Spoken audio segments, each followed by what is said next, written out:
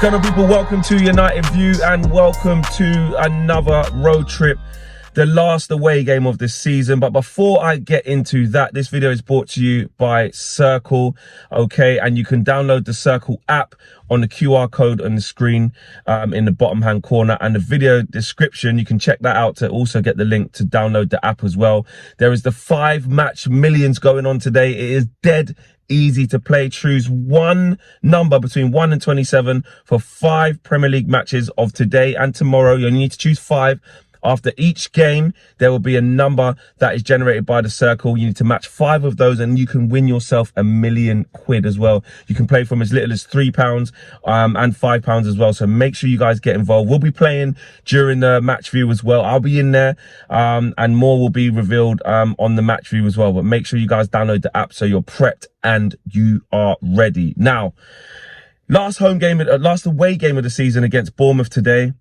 The task still remains. We still got to get 6 points on the board. You know, we're chipping away at that 9. We got the 3 against Wolves. We need to get the 3 today, I believe. I know we can mess it up one more time and then there's still 2 games to do it. But you don't want to be chipping into the 2 home games saying you must win both. Let's just take that pressure off of ourselves. But more so, you know what? Well, I'm a bit, not agitated, but I'm like, come on, boys. Just say thank you to the fans. Thank you to the fans for putting up with some disgusting away performances this year.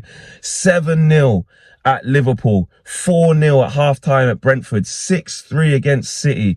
What else was there? 2-0, but should have been about 5 against Newcastle away. 3-0, Unai Emery first game against Villa. Like, the list goes on. We've had some absolute dire away performances where we've been absolutely hammered. And this is the day where I think, you know what, boys, just go out there and say, you know what, it's not much, yeah, to the fans, because it can't fix all of the damage and all of the banter we have to take for some of the away performances. But here's 3 points against Bournemouth. We put this on for you so that in the next 2 games we can get it done. Just do that, you know. But on the flip side of that, obviously, it's not easy. You know, going to Bournemouth is not easy. Luke Shaw said it in some comments he made. Bournemouth away is never easy. We've got to go to the right attitude, the right intensity, the right hunger, etc., etc. And he's right. This is not a given. I was listening to Gary O'Neill's press conference saying, look, just because we're safe, we want to finish as high as possible. We don't just want to go out on a whimper and literally go down to Bournemouth Beach and forget games like this. And, you know, the games like this can work 2 ways. Some people say that it's fine playing against the teams that are on the beach instead of the teams that are fighting for their lives. And I do agree with that on the most part, for like 70, 80%. But there is still that 20, 30% that's like the team is on the beach. They know they're safe, so they have a right go. This is where you get crazy results. This is where you get results that you don't always think can happen. This is where you get freak results. Yes, you get freak results with teams fighting for their lives at the bottom, like Everton going to Brighton and winning 5-0. But also you get freak results of teams that are on the beach and can give anybody a game because the pressure's off. And we need to be aware of that, because with our away record and how we've been performing away from home, we're not in a position to say that any away game is an easy day out and an easy 3 points. And I don't think that because Bournemouth on the beach that this is going to be any different. In terms of the context of the game, like I've said many times, I did say if we beat Wolves last week, I think we'll get the top 4, because I think we was in a bit of a slump before that with the 2 away losses on the bounce and then the Villa win before that at home. But, okay, big but, I also want us to set up that home game against Chelsea on Thursday night to say, win that under the lights, and United have got top 4, and that Fulham game becomes, you know, a bit of like not dead rubber, but, you know, we can finish as high as possible, but we don't have to win it. The top 4 will already be, you know, decided. And that's what I want to see. So I want us to set up, because I believe under those circumstances, I think we beat Chelsea. If we don't win today, it just brings back all the nerves, man. I know everyone said the Man United got the home games and we'll be all right, and it's the home form that will get us through. And that is essentially true, but we have to pick up at least a win away.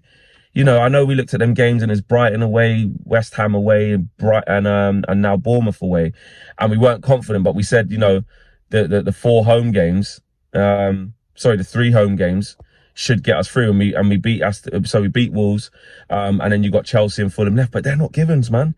they're not giving. I know Chelsea are crap, but let's not go into them sort of games where we go, we have to win, apart from if we have to beat Chelsea to actually get top four and have the Fulham game spare. Let's not go into that last day of the season needing to beat a stubborn Fulham side. Who wants that? Who wants them nerves? And again, that's the least the players can do for us, having been on the end of some bad results this year, you know, where we've got hearts in the mouth moments, where we've crumbled in some of the bigger moments as well. So yeah, I mean, team news, it's a doubt about Marcus Rashford, obviously, to Eric Ten Hag saying that he's reported as ill, even though he's trained all week. So we'll see what happens there.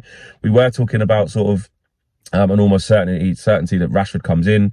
It's Anthony on the right-hand side, and you know that Martial's probably going to be up front. But with the absence of, or potential absence of Marcus Rashford, I think he probably starts with the same front three that started last week against Wolves, which is obviously Sancho, Martial and Anthony. And then you got Garnacho to come in off the bench. I still think that's the best position for him right now. Can change the game. We can bring him on maybe a little bit earlier, but we can bring him on and he can change the game.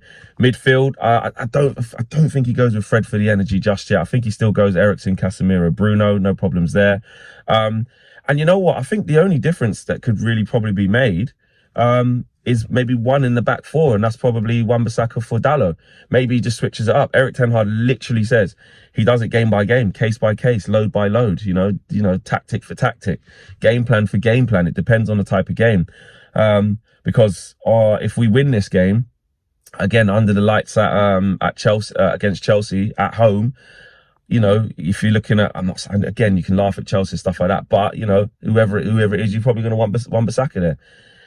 So look, he could easily change it. He could play both in the same. He could play the same player in both. He could play Wan-Bissaka twice. We don't know. Could play Dalot twice. But I think that's probably the biggest position that's probably up for the most debate in terms of the right hand side. I think Eric Ten Hag definitely goes, like I said, with that front three. I think he almost certainly goes with the midfield three. If there was going to be anyone, it's going to be Eriksen for Fred to freshen it up a little bit. That's, you know, and down on the south coast, you know, the heat's out. He might want a little bit of intensity, Eric Ten Hag. But again, in a game that we're probably going to have the ball, in a game that's, you know, we should be on top in midfield and be controlling the game, Eriksen's going to be important. And when it gets to the 70th or so minute, 65th minute, wherever it is where Eriksen kind of starts to fizzle out and Fred can kind of bring that energy on off the bench, I think that's the key. I think the game will go that way round rather than you start Fred and then, oh, we're not seeing enough of the ball, we need a bit more quality in the latter stages, then you bring on Eriksen. I think the game will go the other way around, where we start decent, we've got the ball, mainly, hopefully we create chances and score, but then you need Fred to kind of raise it up. So I think the back four will be settled, and like I said, only Wan-Bissaka and Dalot for the main thing. You've got to keep the ghost of Rafe the Phantom in next to Lindelof, and you need to keep Luke Shaw back at left back as well. So yeah, just win. Just win. Just win. I don't know if we will. I don't know if we will. That's the truth. I don't know if we will, but just come on, boys, man. Like, come on. Like, you got to. You could just think of all them shit performances. Just give us one right at the end of the season, just to ease the nerves. That's all I'm asking for, please. Anyway, smash a like on the video. I'll see you at UVHQ, where we'll be live for the match, so come and join us. Take care. Smash a like on this video and subscribe to the channel if you are new. I'm out of here. Peace.